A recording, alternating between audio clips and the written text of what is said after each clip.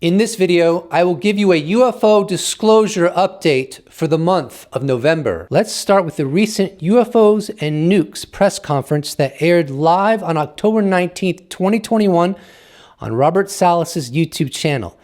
This event took place at the National Press Club in Washington, D.C. This is at least the 5th time Salas has spoken on this issue at this venue. I donated to this most recent event, by the way. Salas is a former captain in the Air Force and has stated that on March 24th, 1967, as a missile launch officer, he witnessed 10 nuclear missiles go down at Malmstrom Air Force Base in Montana.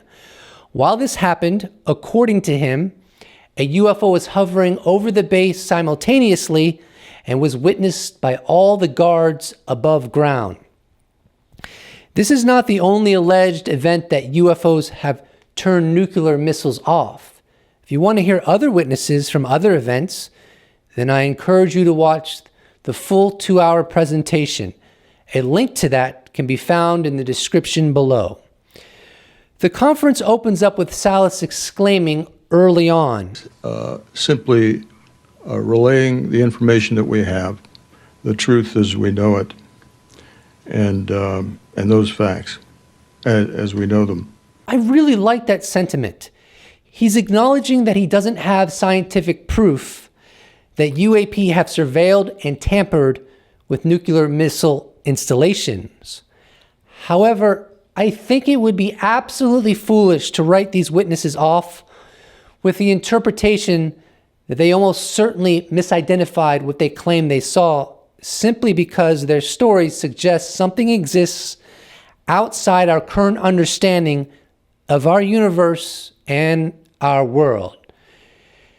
Here is a slide from the event that really gets to the heart of the credibility of these witnesses. We missileers all possess top secret clearance, and we were under constant review and training to ensure that our technical skills and ability to follow complex procedures met high, stringent requirements. We were well educated, psychologically profiled, and responsible for nuclear security and operational readiness and maintaining our nation's primary line of defense. We were proud to serve our country in that way. My favorite part of this event is Bob Jacobs' recounting of an experience he had in 1964, known as the Big Sur UFO event. He went into amazing depth of this experience in this presentation. Here he begins explaining his foundational role in this experience. Before we get to Bob Jacobs' foundational role, I want to quickly show you a new shirt I've added to my merch shop. Check it out. This is amazingly detailed artwork. It's a really killer design. So if you want to support the show and get a t-shirt out of it, that may be a good option. Links in the description below. Let's continue the show. I was part of a U.S. Air Force cover-up for 17 years. I was officer in charge of photo-optical instrumentation at Vandenberg Air Force Base from 1963 to 66.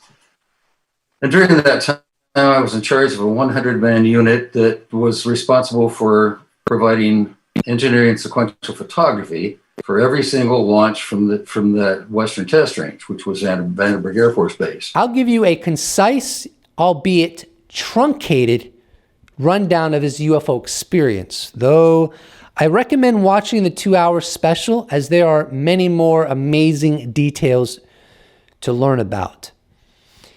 In the early 60s, many test missiles blew up on the pad, and the engineers from Boeing, Douglas, and other outfits that were building these missiles needed to know what was happening frame by frame and even millisecond by millisecond. Jacobs established a line of sight to film a missile launch from the coveted side view at Big Sur, California, high up on an outlook. And he was using a telescope with a potential length of 2,400 inches. Now, the missile launched from Vandenberg Air Force Base, and while it was filming from Big Sur, he was not able to see the missile through the telescope as it was ascending, and the missile itself was being tracked by the telescope using radar lock. 2 days later, Major Florenz J. Mansman, the optical instrumentation officer at 1st Strategic Air Base Air Command, called him to come into his office immediately. Jacobs arrived, and Mansman turned on the projector, and they watched the film that Jacobs was in charge of just 2 days earlier. At one point, while the film was playing with the projector, the missile's near the edge of space, traveling at 8,000 miles per hour, when suddenly a saucer-shaped object comes into the frame. The object revolved around the warhead that had already exited the missile, and while doing so, shot the warhead several times with what appeared to be a beam of light. The warhead, as a result, tumbles out of the frame, and the saucer-shaped object exits the frame from the exact trajectory from which it entered. Major Mansman asks, "Were you guys screwing around up there?" Jacobs responds, "No, sir." Mansman replies, "And what was that?" Jacobs responds, "Looks like we got ourselves a UFO." Mansman responds, "You are never to say that again. As far as you're concerned, this didn't happen."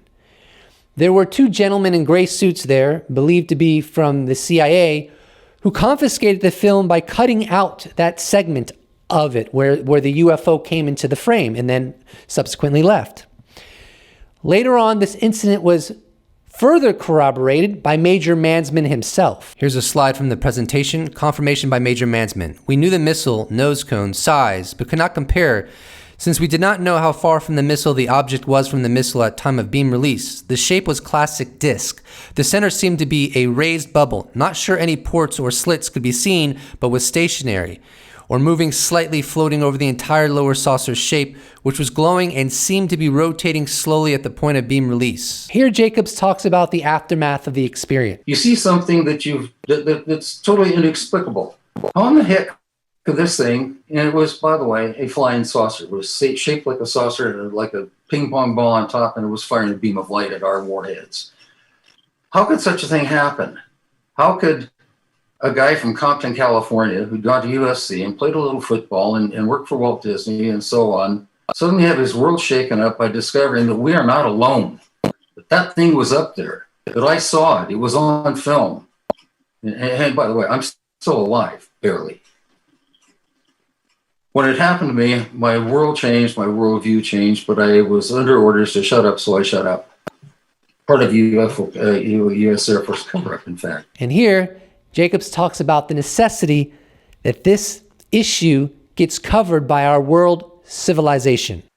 And what we're here today to tell you is that this is real, that you folks in the press need to get to it and tell the story and tell it correctly, and never mind spin, never mind politics. This has nothing whatever to do with politics. Doesn't matter who's president or who's chief executive of any corporation. This is a real event. It is the most important event in the history of mankind.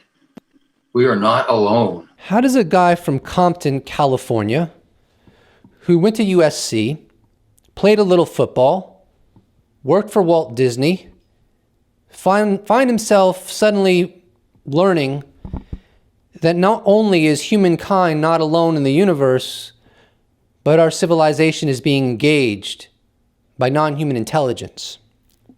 This is nothing new. We've heard this over and over again. One of the most recent iterations is the Nimitz event in Llewellyn, Elizondo. Scores of witnesses from the Nimitz event, or at least many, have stated that they saw the forensic proof of technology existing that surpasses known technology. We heard from Fravor himself that when he saw the video, it was higher resolution. He saw appendages coming out of the craft, which basically destroys the hypothesis some skeptics have that it was a friendly F-18 in the distance. And he also said he saw the radar tape, which established that this object was real and it maneuvered in ways beyond known technology. And of course, Elizondo stated that while he was in the DOD, working for the ATIP organization, that him and his colleagues all concluded that what they were studying with the evidence that came across their desk does not originate from an adversary because it's simply too advanced and there's no intelligence that reveals that those nations have that kind of technology. And it's been established the United States almost certainly does not have that kind of technology. Now, the event with Bob Jacobs happened in 1964. And he saw it himself on film through the projector. There was an object that came into the frame. Now, bear in mind, this object is at the fringe of space, traveling at 8,000 miles per hour. So whatever this was monitoring exercises done by the United States government in testing their missiles. Came into the frame of space, no obvious form of propulsion, classic flying saucer, which is the shape that people have reported for decades that they've seen. Certainly not a plane, not a rocket. And it was able to circle around the warhead at 8,000 miles an hour, shooting some sort of projectile at it that appeared like a beam of light. This was further corroborated by Major Mansman. I believe it happened. And I can't imagine what that must have been like for Bob Jacobs. What it must have been like to not only learn forensically, because in 1964, it's almost certain that was not the Russians or the Chinese. To learn forensically that not only is there a non-human intelligence that is present in our biosphere, but that it actually meddles in some shape or form with human activity. And then further learning that this kind of data gets sequestered away, gets classified, and the United States government does not reveal it to our institutions, academic, scientific, journalistic. And this has been going on for decades, and this is what drove Luis Elizondo to leave the Pentagon in 2017, because he's seen the same thing. I don't think he's seen that video. Only God knows where this stuff goes, but Elizondo has seen forensic proof, or at least he claims he has, that technology of unknown origin that surpasses known technology exists. And he doesn't believe it's adversarial, and if it's not adversarial and it's not ours, that doesn't leave too many options. I can't imagine what Bob Jacobs went through for so many years, keeping his mouth shut. Now, years later, he opened his mouth about it, as Major Mansman did. And yet we are still in this predicament, aren't we? Right? Collectively, all 7+ billion of us. We have these conversations about UAP, about them stemming from a non-human intelligence, about our world being engaged by, I'm just going to say it, aliens of some sort. I don't know where they come from. Some people think they may even live on Earth coming from our oceans. Other people think they may be extraterrestrials or interdimensional. I have no idea. And I'm not saying that I know that Bob Jacobs is telling the truth and that his rendition is accurate, or that Robert Sellis is telling the truth and that his rendition is accurate regarding the 10 missiles that were turned off while simultaneously guards above ground reported a UAP over the silos. I don't know for a fact that Elizondo is telling the truth and that his rendition is accurate, or the hundreds of witnesses over the decades of high credibility and credentials are telling the truth. But I will tell you this. I think the likelihood is very high that at least some of these people are telling the truth. And if that's correct, that means that at the very minimum, the U.S. government is insulating this information from the world. And I think that's coming to an end. I think we are heading toward a post-disclosure world, and I get made fun of that. I get criticized for that, but to me, the writing's on the wall. And we'll go into what the administrator of NASA has recently stated regarding UAP, which is quite fascinating to say the least. The environment's changing. The policy of secrecy over this issue is eroding, in my opinion. And things are going to get more interesting and not less interesting, in my opinion. In the following clip, Tucker Carlson is interviewing Lou Elizondo from October 1st, 2021. And he asks Elizondo, does anyone in the Pentagon actually believe that these UAP are adversarial? And Elizondo gives an answer. And the answer that he gives is the sentiment that I've been expressing for a very long time now, that I stand by, and that if I were to bet money, I would place it in this interpretation being correct. So does anybody that you're aware of in the Pentagon sincerely believe that these objects are part of the Russian or Chinese military, or that they're foreign military aircraft? I mean, honestly, if you were to ask them off the record, no. I think the consensus is that this isn't Russian or Chinese technology. Of course, you still have to keep that door open just a crack. And I think it helps have the conversation, helps socialize it initially to especially some folks who are just now actually hearing about this for the very first time. As crazy as it sounds, there are still people, when you say, hey, have you heard about the UAP issue that we're encountering off the coast of California or over in the Middle East? They're saying, no, what are you talking about? So unfortunately, you still have to keep that part of the conversation open. But I think the general consensus is that we're dealing with something else. Yeah, something else. I mean, why is this not the biggest story ever of our lifetimes? And of course it is. This is a real event. It is the most important event in the history of mankind.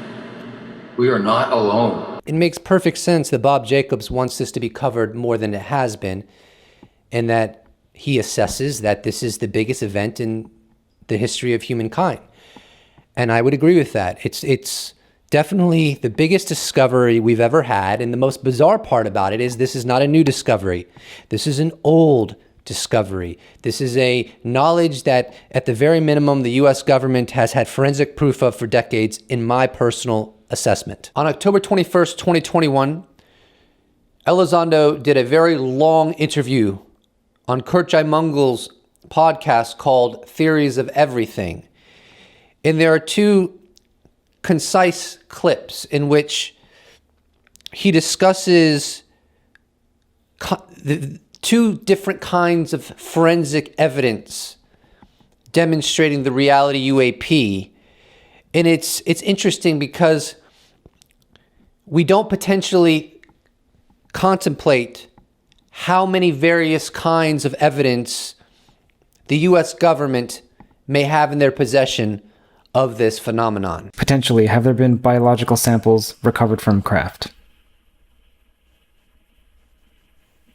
Let's rephrase that question. Have there potentially been biological samples recovered?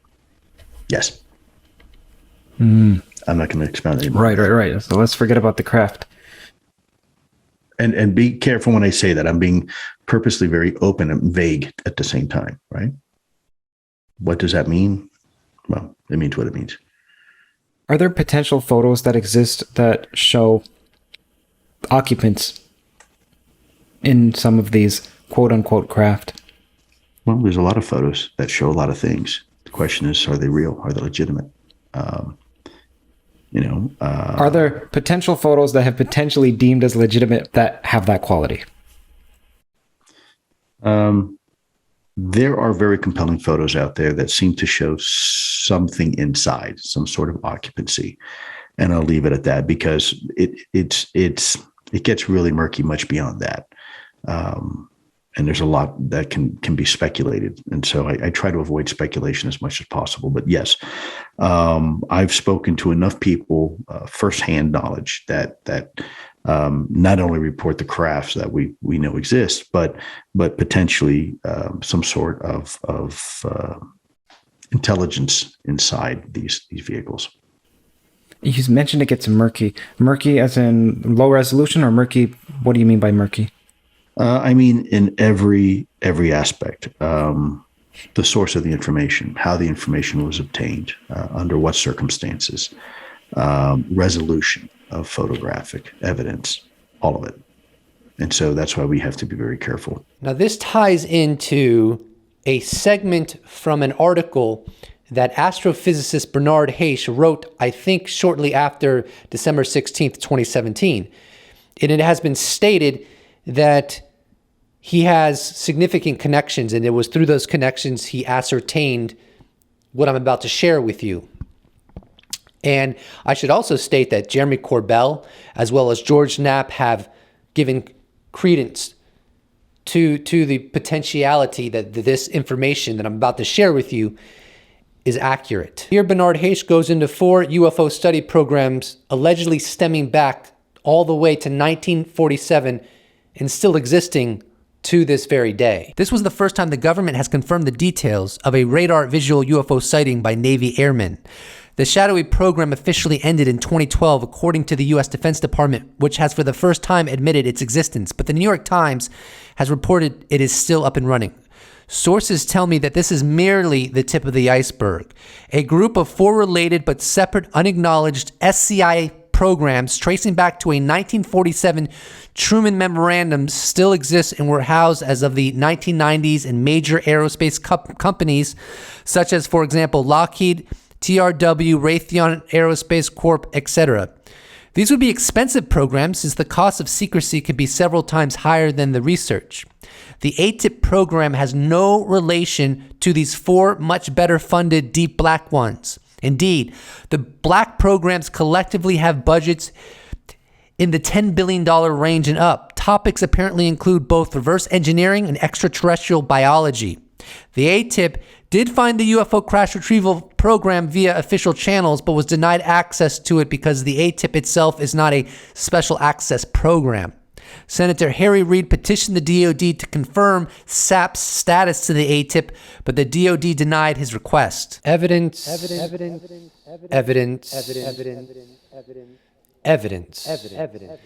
This sentiment by Hayes and the prior sentiments by Elizondo really gets you to wonder how much evidence is truly in the possession of the U.S. government on this phenomenon. And what if the truth of the matter is that not only do they have reams of radar data that proves its existence, but they also have acquired biological specimens proving its existence, and artifacts proving its existence, and satellite imagery proving its existence, and acoustics proving its existence, and other means of detection proving scientifically 100% that we are not alone in the universe. And that's a scary thought. And it seems impossible, doesn't it? And the only thing I can say, and this is my new catchphrase, as it were, is that the universe has no obligation to make sense to you. And when I get into what the head of NASA has recently stated, Bill Nelson, you might have to meditate a little longer on that catchphrase, because this has been going on for 40 years now, and it has only escalated. It has only gotten weirder, and it doesn't make any sense. And none of the explanations are satisfying. On the one hand, we could say that our government is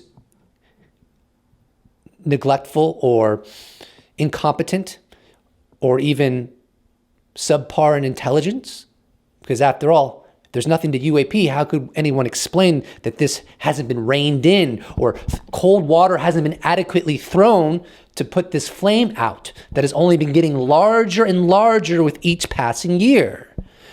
The other possibility is, of course, that there are UAP, and they do represent technology surpassing all known technology. That doesn't make sense either. And some people like to say, well, it's a psyop to get the Chinese and the Russians off the trail, to think that the United States is so advanced in that, to make them have the impression that this is really our advanced hardware. Okay, so the Congress is in on a psyop to trick the American people, because in doing so they'll trick foreign adversaries. That one I think is extremely unlikely. But the point I'm trying to make is none of this makes sense. None of it. And I'm not going to tell you what to believe. I mean, I'll tell you what I think. I think we're not alone. I do think the United States government has so much evidence for this phenomenon that if it was to come out tomorrow, we would all be shocked and potentially even horrified. Because let me put it this way. If I am wrong about UAP and people into this subject are wrong, well, then it's almost as if we're just indulging in a religion, right? But out of 7 billion human beings, what percentage indulge in religion? What percentage believe there's a God? And by the way, I'm one of those people. I do believe there's a God. My point is that a segment of quote-unquote UAP enthusiasts getting enmeshed in this subject is a nothing burger. Who cares? If it's all BS, well then, when this fizzles out, I'll go join the poker circuit or even just learn how to crochet. But I don't think it will fizzle out. I think it will escalate way beyond what it already has. And I think we're in for a lot of interesting surprises. And so if I'm wrong, it's really a nothing burger. But if I'm right, then that means there were people in my own government who understood scientifically that we're not alone in the universe. And instead of sharing that information with our world institutions and our educational system, they kept it all insulated, which is, I think, pretty bizarre and maybe even horrifying to hold that information back that would revolutionize our understanding of our own universe. Now, you heard in the recent clip with Elizondo and Tucker Carlson, where Elizondo stated that anyone in the Department of Defense who's been adequately briefed on this issue, if you were to ask them off the record what they ascertain these things are, they would say that they're technology of unknown origin and not technology stemming from adversarial technology. And I think that's true. And some people will say, well, how could that be true?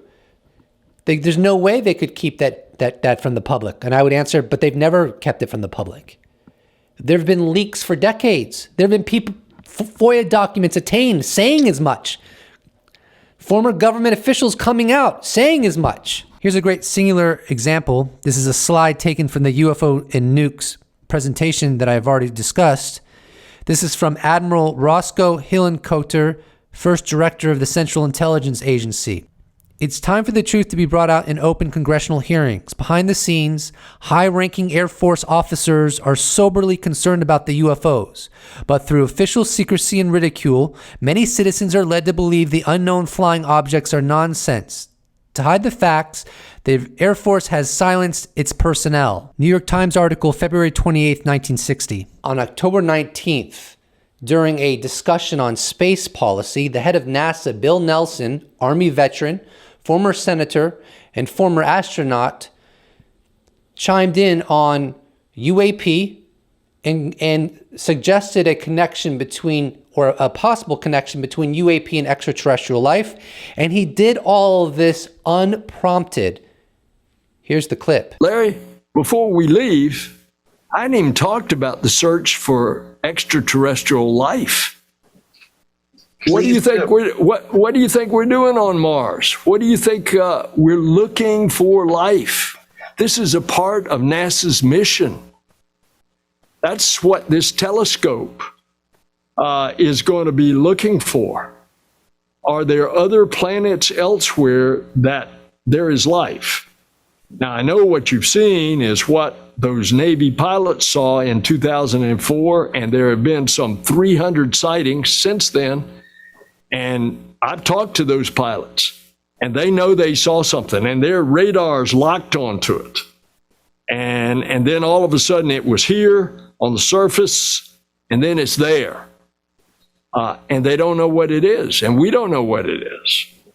We hope it's not an adversary here on Earth that has that kind of technology. It's important to recognize that Bill Nelson has been given briefings on this UAP 2004 event. And so he may have been privy to data that has not yet been released to the public. And one of the things he said is that the pilots know what they saw and their radars locked onto it, giving the impression that there is data beyond the eyesight of the pilots, which of course there is.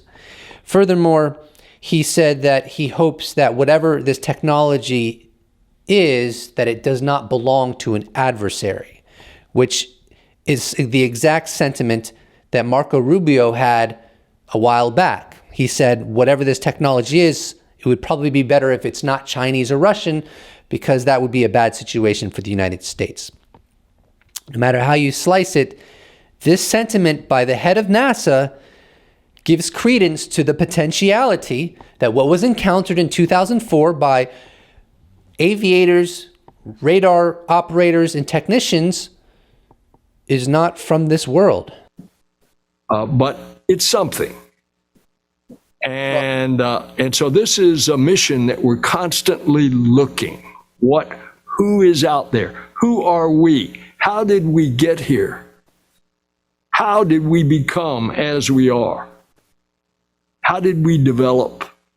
How did we civilize? And are those same conditions out there in a universe that has billions of other suns in billions of other galaxies? It's so large, I can't conceive it.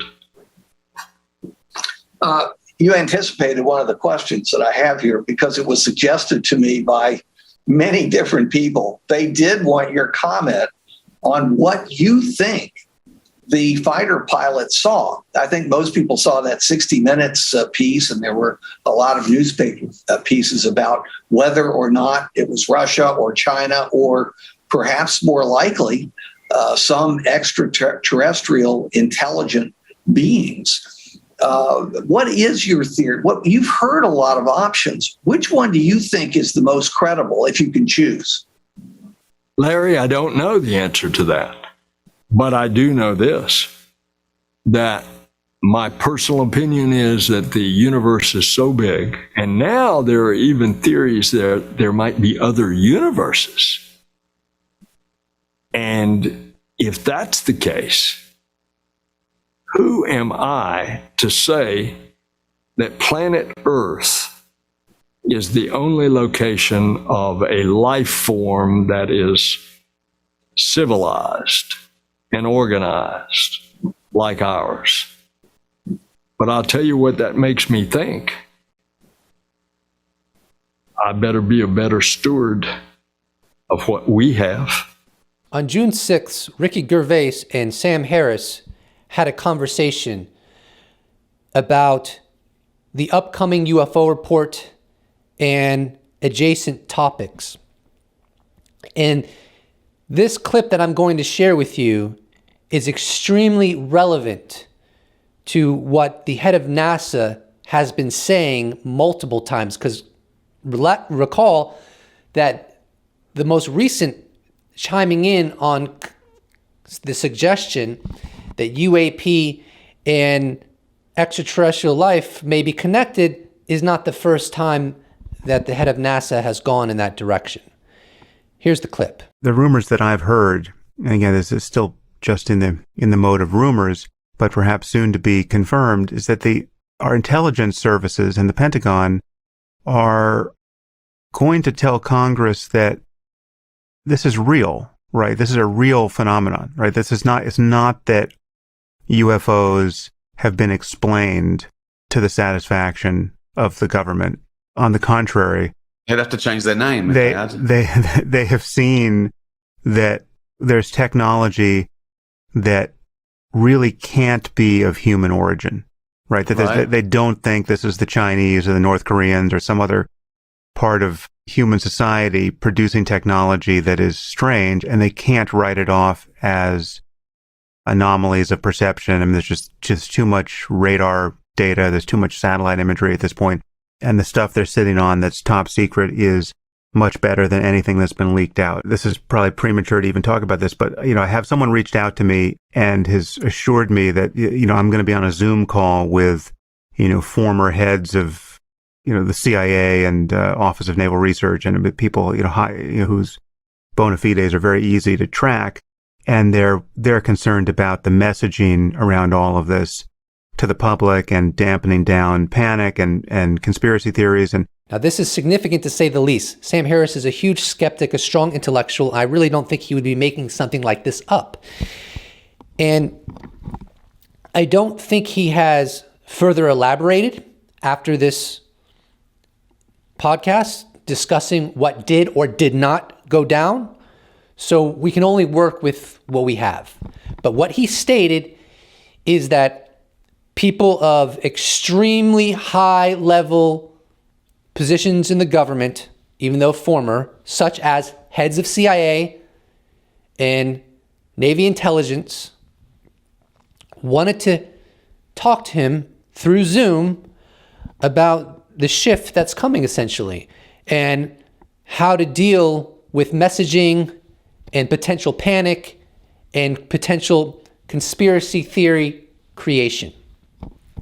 So why is this significant? Well, it's significant because if there were former officials wanting to talk to Sam Harris about this, don't you think that the same situation would apply to the current head of NASA? I think it would apply even more than it applies to Sam Harris. So I think there's a very good possibility that the head of NASA has been told more than he's revealing. He has more clarity on what we're dealing with when we talk about UAP. He has more information on exactly what kind of forensic evidence the US government has in their possession. And yet, the head of NASA has continued with this line of giving credence to UAP. And in this most recent clip that I shared with you, he has explicitly linked the possibility that UAP stem from non-human intelligence. So my opinion is that there is a very reasonable chance that the head of NASA has been told, look, UAP do not stem from adversaries, and we're trying to slowly but surely make that reality accepted by the public so that they have the truth. And we have held this back for various reasons, and now we're coming to a new era where we think it's time to be more transparent on this great enigma. And so I think that is very likely or potentially what is taking place right now. But what is being promised here is a disclosure that is, frankly, either the most alarming or the most interesting thing in the world, depending on how you take it. But it's not a representation of the facts that will give scientific skeptics any comfort. And that's just, we're faced with the prospect of having to apologize to the people we've been laughing at for the last 50 years who have been alleging that, they've been abducted or that, cattle have been anally probed. Pick your punchline. So the point is that everything that Sam Harris has been told from reliable sources, I would imagine that it's likely that the current head of NASA has been told as well and has been given even further sensitive information regarding what's going on right now. And recall that the head of NASA, Bill Nelson, I think he was on the Armed Services Committee, and he has been given classified briefings on UAP. So when we take that into account and we see how he talks about UAP, the impression is that he gives a lot of credibility to this topic as a result of what he's been told and informed about. And whatever he's been told and informed about has not led him to throwing cold water on UAP or trying to distance the topic of UAP with extraterrestrial intelligence. 11 days ago, there was an Ask Me Anything on Reddit. And Congressman Adam Schiff was asked, Mr. Schiff, what would you say has been the biggest surprise about your current role on the House Intelligence Committee? To which Schiff responds, aliens? And it should be noted that Adam Schiff is part of the Gang of Eight. This elite group of people within the United States Congress theoretically are supposed to have access to all the secrets that the United States government has in their possession if they pursue it. So this makes his answer that much more significant. And I do not think Schiff is joking here. I don't think he would do that in such an environment. I don't know exactly what he means necessarily, but I don't think he's joking. Daniel Miller had a great comment on what has happened in the past week or so. First, Adam Schiff, one of the Gang of Eight, jokes about learning about aliens on Ask Me Anything, and now this. This is a good week. And of course, when he says now this, he's referencing the NASA administrator's recent comments on UAP. The following clip is from June 27th, 2021, days after the UAP report was released. It's with Mitt Romney, who is a senator from Utah, and he chimes in on UAP and gives some pretty explicit assessments. The Director of National Intelligence just a few days ago released a new report on 144 sightings of what they call unidentified aerial phenomena. Virtually all of them remain unexplained. Whatever these are, they appear to not only be technology that the United States does not have, but technology that we cannot even explain.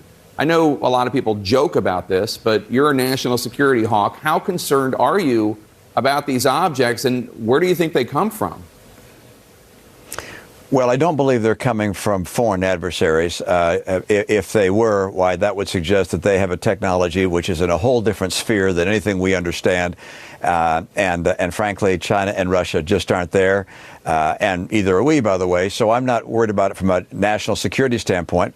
If for some reason these came from another system, if you will, another alien society, which I frankly would find hard to believe, but I guess all things are possible, that would be fascinating, interesting. I don't know what to make of the fact that he's skeptical these objects originate from an adversary or even from the American military, but simultaneously, he's also skeptical that they originate from a non-human intelligence. So I don't know what to make of that. But nevertheless, Mitt Romney's assessment as someone who has a high-level position within the United States Congress is that whatever this is, it's extremely advanced. There is a very interesting forum on the horizon called Our Future in Space. It will publish on November 10th, 7 p.m.